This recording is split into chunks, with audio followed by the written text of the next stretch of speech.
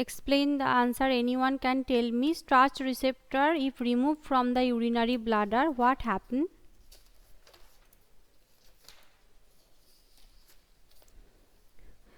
As urine collects the urinary bladder, the muscular wall of the bladder descend to accommodate it. Starch receptor on the walls of bladder sends signal to the central nervous system by stimulating the sensory nerve endings in the bladder. It causes an ergo to pass out the urine. So if the starch receptor are totally removed from the bladder, no micturition will occur. You know that micturition, because the signal of the CNS, central nervous system, there is some contraction or pressure will create in the urinary bladder. So that's why you are able to pass out the urine. So if there is any type of starch receptor will not be present in the urinary bladder, the micturition will not be happen. So that's why the urine, you cannot get a pressure to pass out the urine. Okay, this is the main functions of the starch receptor.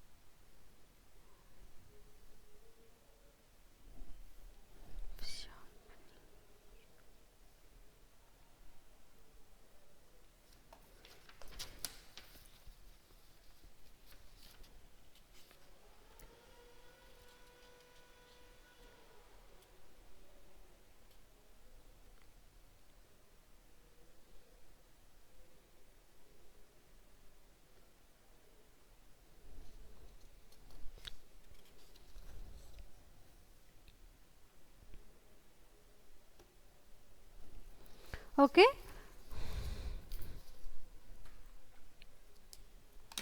Next question, alcohol and caffeine affect the concentration of urine. How the alcohol and caffeine affect the concentration of urine? Anyone? Yes, there will be no micturition. Thank you, Vishal. And if the alcohol inhibits the release of ADH hormone and the caffeine interferes with the ADH action and sodium reabsorption, thus both of these dilute the urine. Such compounds having the ability to dilute the urine are called diuretic substances. So alcohol and caffeine both are diuretic substances, both helps in the dilution of the urine. So if both are present, that helps in the dilution of urine. So that is the main function of the alcohol and caffeine, because both of them release the ADH hormone and helps in the ADH hormone and interface with ADH action and sodium reabsorption. Okay, alcohol helps in the inhibits or the increase the ADH hormone secretion, and caffeine act with ADH and helps in the sodium reabsorption. Both of them are helps in the urine dilution. If the alcohol and caffeine both are present, that helps in the urine dilution. Okay, diuretic substances. Mention the factor which affect the oxygen hemoglobin binding. Which factor helps in the formation of oxyhemoglobin, or which factor helps in the oxygen hemoglobin binding? Anyone? Which factor helps in the oxygen hemoglobin binding? Temperature. First one, partial pressure. If there is partial pressure is not present, PO2, PCO2, so how the carbon dioxide bind with the hemoglobin, oxygen bind with the hemoglobin? So temperature, partial pressure of O2, partial pressure of CO2, and hydrogen ion concentration. Okay, these four factors remind that how that in the case of the carboxyhemoglobin also, that in the case of the oxyhemoglobin also, that temperature, partial pressure of O2, partial pressure of CO2, and hydrogen ion concentration, these factors are helps in the binding of oxygen with the hemoglobin.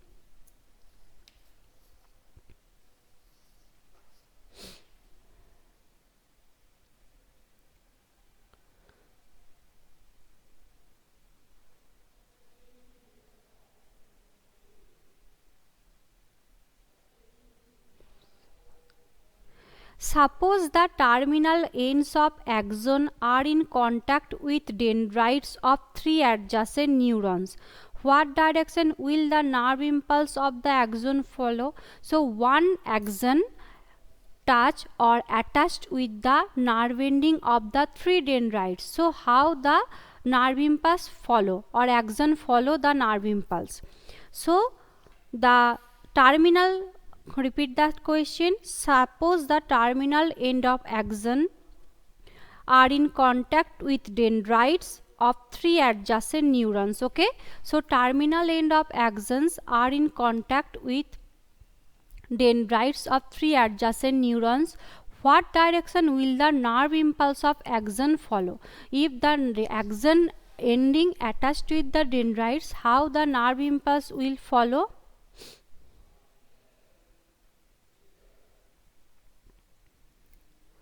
The axon ends with many swelling called axon terminals. You know that the end of the axon there is some bulbous or bulging end part is present, that is known as axon terminals. At this terminal, the neuron may make contact with the dendrites of other neurons.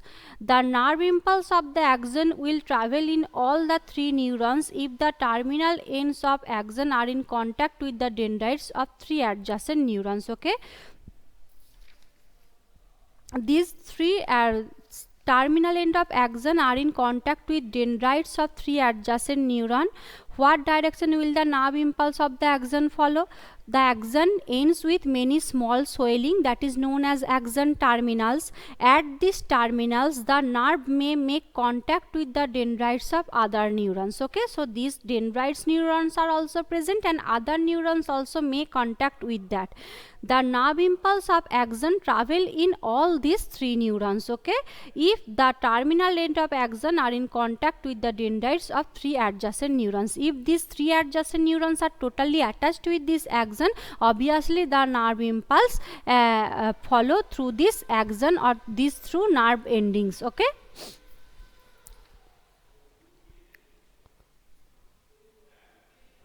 decalcification of bones is necessary before their study. Comment. Why the decalcification is necessary to study the bone? When you osteoporosis, osteoarthritis, anything related to bone you read, why decalcification is necessary during the study of bone? Bones have excessive calcification because calcium is the main part of the bone. So bone has the excessive calcification. So it is difficult to study living cell in untreated bones. For their study, the bones are first decalcified in the same way of the decalcification of the same way as the architecture of matrix is studied after drying up of the living material. So calcium, you know that is the hard material, and you know that bones are the hardest most part, and if the calcium is present you cannot read about the living cells. So when you study about the living cells, you have to remove the calcification from this part. Okay, calcification from this part. Okay, first decalcified the same as architecture of matrix is studied after drying up of the living materials. Okay, so read about the living materials, you have to remove the calcium. Decalcification is important. State 2 similarities between aves and mammals. Anyone? This is very easy. How the aves and mammals are similar? Aves and mammals both are homeothermous. The ability to maintain they have the capability or ability, you can say that, to maintain their internal structure, internal bone, internal temperature, and have please everyone mute your mic. Jhilam. So the bones have excessive calcification, so that it is difficult to study living cells in untreated. Aves and mammals are homeothermic animals. They have the ability to maintain their internal body temperature and have excessive embryonic membranes. Okay, embryonic membranes, both of them have the four chambered heart, both of them homeothermal. So many similarities are present in the birds and mammals. Turtle and Pila. Turtle and Pila have hard covering, they have the outermost covering shell and over the body, and cold-blooded animals. Both of them are cold-blooded animals, both of them contain a hard shell, okay. Frog and crocodile. Frog and crocodiles are cold-blooded animals and they are tetrapods. Both are possessed 4 limbs, okay. They are tetrapods and they are cold-blooded animals. So, similarities, aves and mammals, turtles and pila, frog and crocodile, you know that. Tell me some common features of the cartilaginous fish or some characteristics of the cartilaginous fish. Tell me some characteristic features of the cartilaginous fish.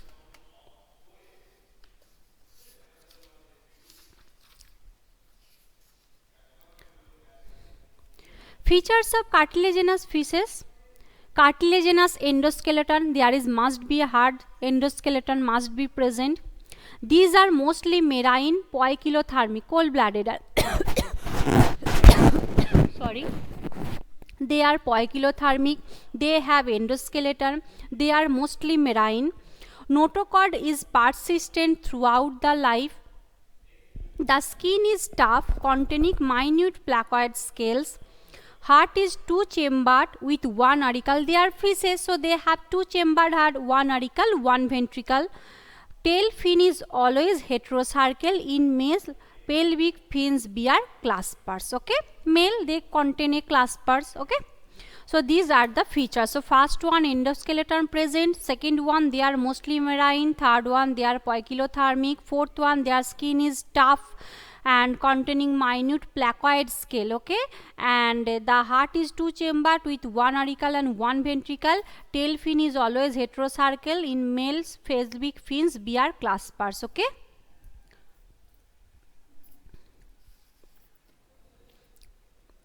Two-chambered heart, paired nostrils, scales, yes. Vishal, tell the what type of scale, placoid scale, okay.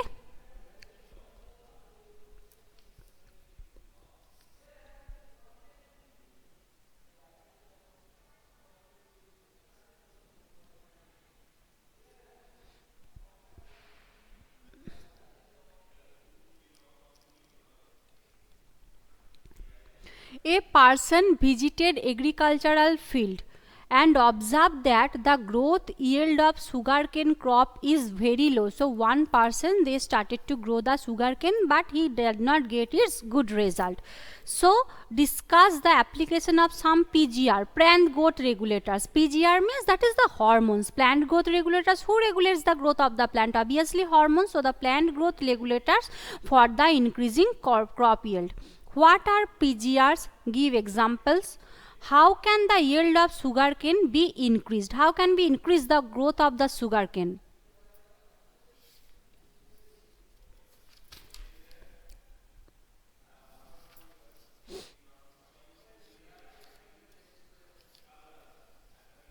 PGRs, that is the plant growth regulators, are the plant hormone which in low concentration regulate the growth, differentiation, development of promoting or inhibiting the same. Auxin, cytokinin, gibberellin. Okay, so plant growth regulators are the plant hormone that helps in their growth, differentiation. Okay, and example, auxin, gibberellin, cytokinin. And how could you grow able to increase the growth of the sugarcane? Gibberellin can be used for the longitudinal growth of the plant stem. Spraying sugarcane crop with gibberellin increase the length of the stem, thus increasing yield by the 20 ton per acre. So you should spray the gibberellin for the proper growth of the plants and you can get the desired amount of the plants.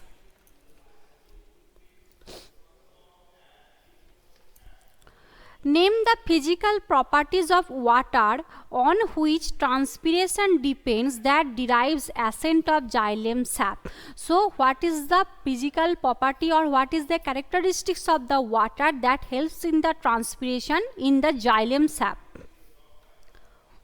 The process of transpiration depends on the three physical property of the water: cohesion, adhesion and surface tension. If these three properties are present in the water, obviously they are able to transport this water. Okay, cohesion, that is the mutual attraction between the water molecules. What is cohesion? The attraction between the water molecules. What is adhesion? Adhesion is the attraction of the water molecules polar surface.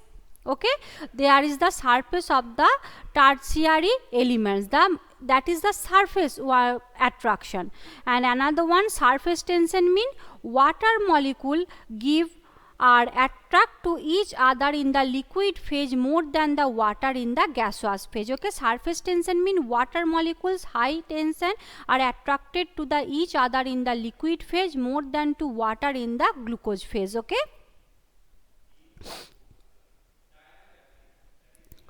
these properties give water high tensile strength, ability to resist a pulling force and high capillarity. If there will be no pulling force will be present, how the water goes as high as the tree?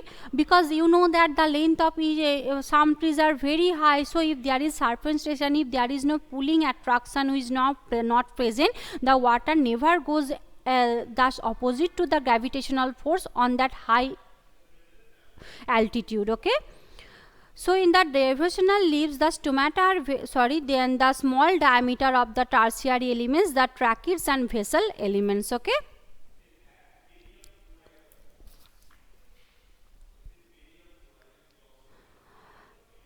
discuss the variation in stomatal number of isobilateral and dorsoventral leaves. Okay, how the stomata in the number variation occurs in the isobilateral and dorsoventral leaf. Okay, in the isobilateral leaves, mainly in the monocots, that is the monocots leaf, that is the grass like leaf, isobilateral.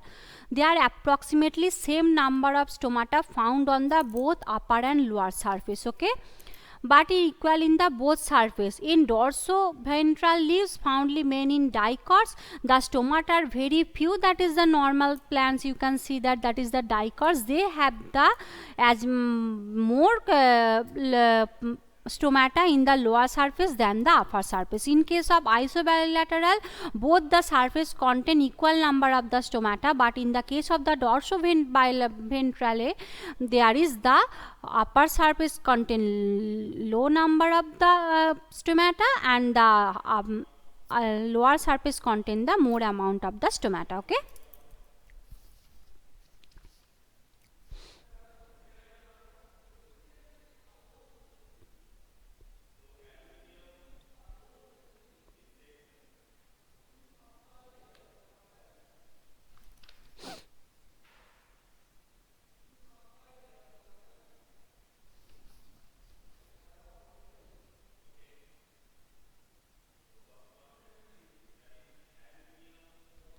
fruit is mature or ripened ovary develops after fertilization, consisting of pericarp and seeds.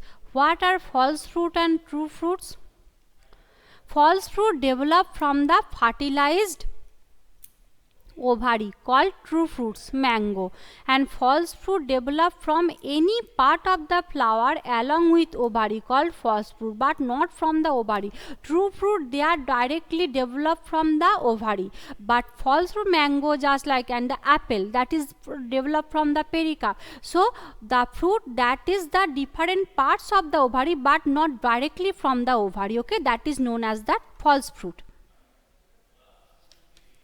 In some fruits like mango, the pericarp is well differentiated into three layers. Name them. So, what is the three layers of the pericarp? That is, you know that endocarp, mesocarp, or epicarp, mesocarp, endocarp. Epicarp, that is the outer layer of the pericarp. Mesocarp, that is the middle layer, and endocarp. Okay, these three layers present in a true fruit, that is the mango, because their pericarp means the middle part. That is, this fruit is totally arranged. The true fruit.